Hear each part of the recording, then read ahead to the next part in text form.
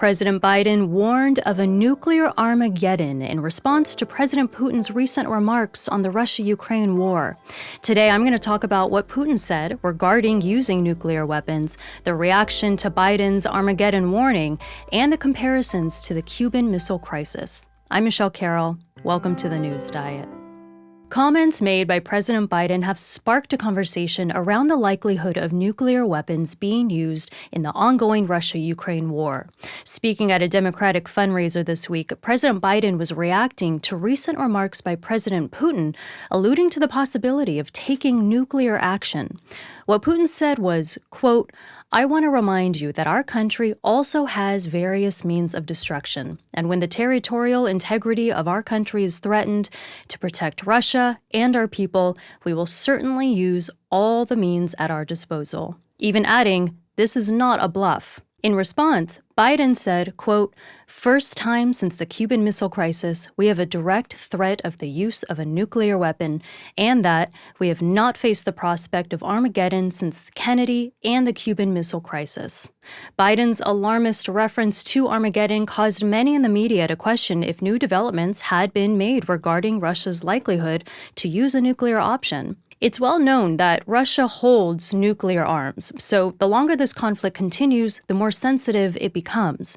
Many Western officials have been concerned that Putin may get to a point where he feels like all other options have been exhausted and feels backed into a corner.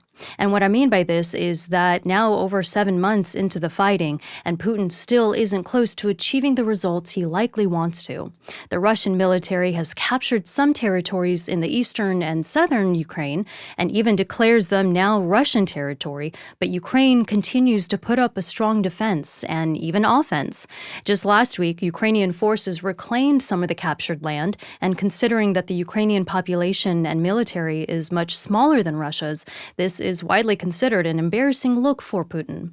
The speculation that Putin may be struggling comes from the fact that in the last few weeks, he's resorted to calling a partial mobilization order, which means up to 300,000 Russians have been called to involuntarily serve in the war. This move sparked protests in dozens of Russian cities, as well as a mass exodus of Russian men to avoid conscription.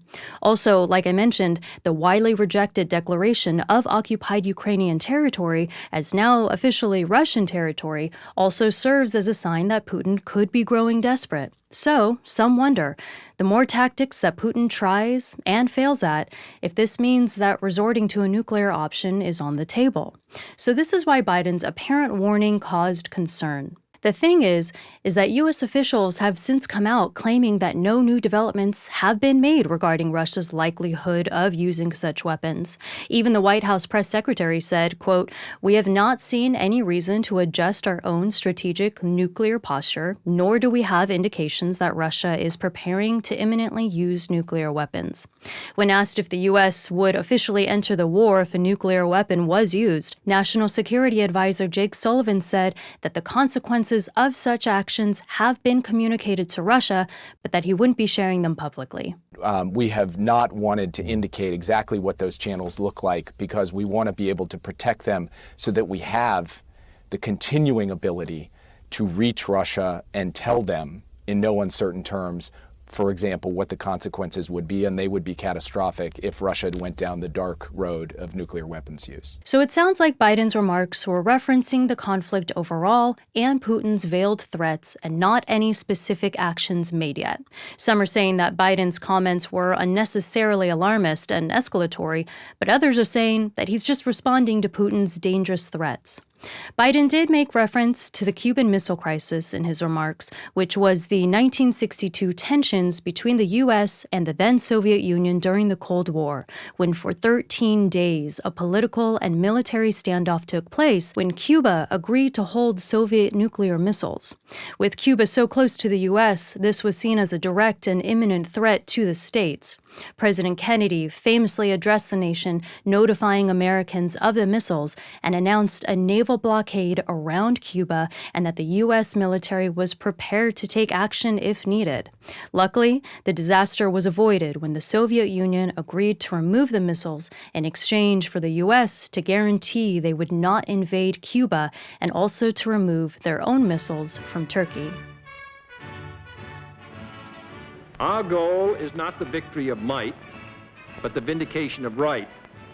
Not peace at the expense of freedom, but both peace and freedom here in this hemisphere, and we hope around the world.